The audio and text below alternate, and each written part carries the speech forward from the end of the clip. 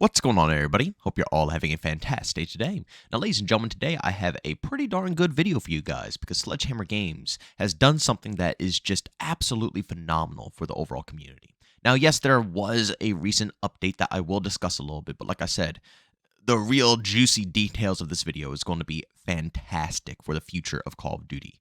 But, of course, ladies and gentlemen, before we go ahead and dive deep, if you do enjoy what you hear today and want to hear some more content involving our Modern Warfare 3 or even X-Defiant whenever that game, goes ahead and decides to get some more information out about it, by all means, subscribe, hit that bell. I post daily here at 8 in the morning Eastern Time. And last but not least, if you guys do want to check out my live streams, we stream daily over on Kick. That stream usually goes live around 1 p.m. Eastern Time, 12 p.m. Eastern Time sometimes. And also, we do open lobbies all the time. So if you're a solo player and you're getting tired of the skill-based matchmaking and you need a squad of people so the algorithm can finally cut you some slack for once in your life, by all means, tune to the stream. You can hit up my ID over there, add me up, and you can hop in whenever you feel like it. It's first come, first serve. Alright, so ladies and gentlemen, the other day, Sledgehammer put out a minor update for Modern Warfare 3. Now, it wasn't anything too big like a lot of people expected, but it was enough to keep people, grounded until they can get out a bigger update in the future.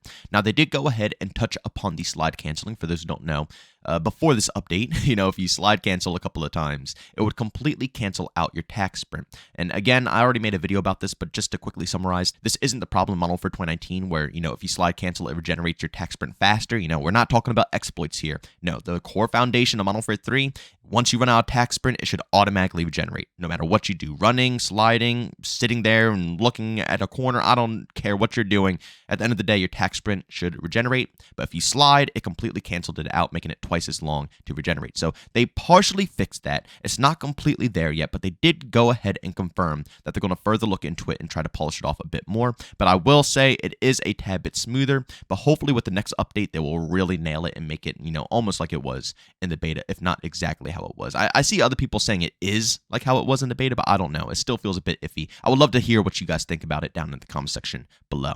They also went ahead and raised the score limit for TDM to 100, and last but not least, obviously, it's more stuff in the patch notes, like bug fixes and so on and so forth. But honestly, it wasn't any insane bug fixes, so I'm not really going to go ahead and discuss it. But the last thing that was really important that I saw was that the red dots on the minimap, whether it's an unsuppressed weapon or a UAV scan for someone who doesn't have Ghost, that red dot will now show elevation. So if they're above you, it'll have an arrow pointing up on the red dot. If they're below you, an arrow pointing down. And obviously, if they're on the same floor, nothing. It's just a red dot. So I'm extremely happy to see they went ahead and touched upon this stuff. But that's really about it when it comes to this update. Again, it was a very minor one. I think people were expecting more, especially with EOD getting fixed up and all that other good stuff.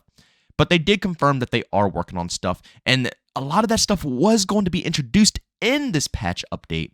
But, they just couldn't polish it off good enough to make sure it was correct.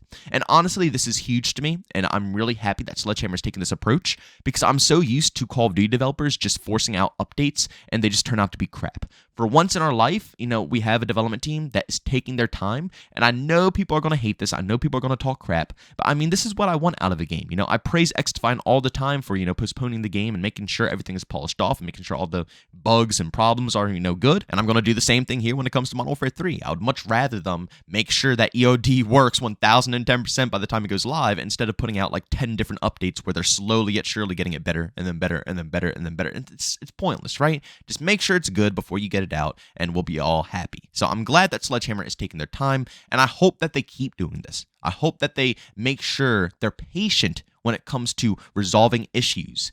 And I hope the community will give them that time as well. They probably won't know in Call of Duty fans.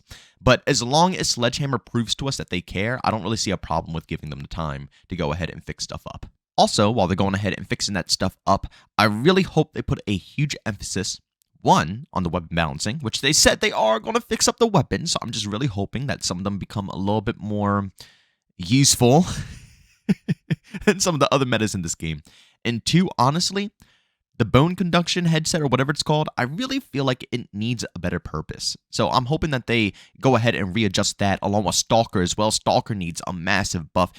Honestly, not the mass majority of perks, but there's a decent amount of perks that need to be kind of buffed up a bit. Like I said, the bone conduction headset, I feel like it should counter, the I'm just going to call it Ninja or Dead Silence. I'm not going to bother trying to remember the name of the boots. But again, it shouldn't be like a hard counter, but there should be some type of counter that will help hear footsteps a little bit better instead of just lowering, the sounds of the environment down, because yeah, that's useful and all, but if everybody's still using those, sneakers, it's not really helpful in the slightest. I can hear gunshots without the headset. I can hear everything without that headset. It's not really necessary. The only reason I would use that headset is if it helps me with people who are using Ninja. So, that stalking above weapons need to be readjusted. I just hope the next patch update will be a huge one and it will really benefit the overall community. But let's move over to the really juicy, portion of this video, the thing that I'm extremely excited about, and that is the testing environment. Now, I saw this a while ago when this game first dropped. If you were able to load in, which a lot of people did, the day before the game dropped, for everybody who, hopped into the New Zealand servers or did the glitches to get into the servers, there was a playlist called the Experimental Playlist. And when I saw this playlist, I instantly thought of the testing grounds, like Rainbow Six Siege, for example. They have a test server on Steam that you could download, that they test things before they go ahead and implement them into a live environment. And that's exactly what I thought out of this. Now, of course, they didn't confirm anything. They didn't say anything. So, it was still up in the air on what this experimental server is going to be. But, I mean, honestly, with a name like that, I just assume that it's going to be a server where they test things out before they implement it, once again, into a live environment.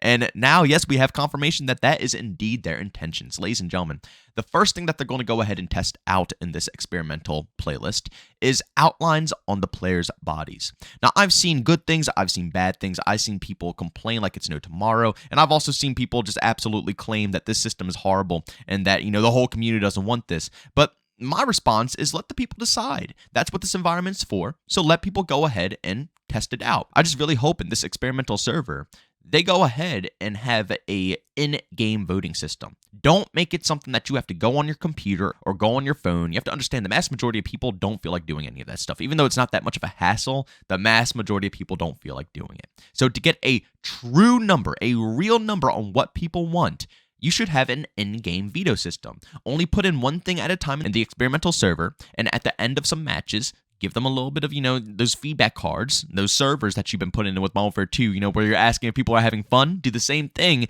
but with the, new things that you're trying out in the experimental server, and let people decide in there. Again, I see people all over on Twitter claiming that this is not what the community want. We never wanted this, or people saying, "Oh yeah, this is amazing. We all wanted this." Stop talking for people and let people decide for themselves. That's it. It's as simple as that. Nobody knows what anybody wants, so stop claiming that you do. Let it go into the server, let people vote, and whatever people decide, it'll be implemented at the end of the day. But I personally just thought this was huge because, again, it's just notorious for Call of Duty developers to just toss things into the game that nobody cares about, nobody wants, nobody even wants to see, and it just ruins the overall vibes. This is a perfect way to implement stuff into your game without it, destroying the overall main core that you already developed. And also having good relationships with your community. This will grow a very strong bond with the community and Sledgehammer because it shows that Sledgehammer cares about community feedback. They're not just going to go off of their ego. They're not going to go off their gut feelings. No, they're going to put it in here. They're going to test it with us because we're the ones playing the game, so we should have a say what's going into the game. And then it'll be implemented or not implemented, depending on feedback. It's phenomenal. And I'm hoping that this feature is put into every single Call of Duty game for the rest of our lives, for the rest of this franchise's life. I don't know how long COD's going to last, but I'm assuming a long time since Microsoft just bought it up. Obviously, Call of Duty is extremely popular. So for as long as Call of Duty is going on, they better keep putting this experimental server in because it is a huge deal for the success of these overall titles. And honestly, I'm hoping that they try other things out, like maybe health bars, maybe try, reduced health, whatever it is. And, even if these things aren't the best thing for the overall game, they could eventually down the road make separate servers. If like lower health servers, like 125 or something, is something a lot of people enjoyed, instead of affecting the main game, the main core of 150, they could put it in a separate playlist, a middle ground of hardcore and regular core. And again, that might be bad, that might be good, I don't know. I'm just throwing out ideas out there. But at the end of the day, I'm just saying that this is a really solid system, and it's a great way for us to go ahead and experiment different things to see if they're good or bad before they go ahead and implement them into the overall game. But as always, ladies and gentlemen, thank you all for tuning into this video. Make sure you go down in the comment section, leave your opinions down below about how you feel about all these updates. Do you think Sledgehammer is doing a decent job so far? Do you think that they're falling behind? Obviously, everybody's entitled to their own opinion, so I'd love to hear them down below. But as always, leave a like if you enjoyed, leave a dislike if you hated it. Don't forget to subscribe and hit that bell if you want to be notified for more content just like this. And we do stream pretty much every day over on Kick as well. So if you guys want to catch that stream, I got a link to that down in the description of this video, along with my Twitter account and my Discord. But as always, thank you for tuning in. I'll see you on the next one. Peace out.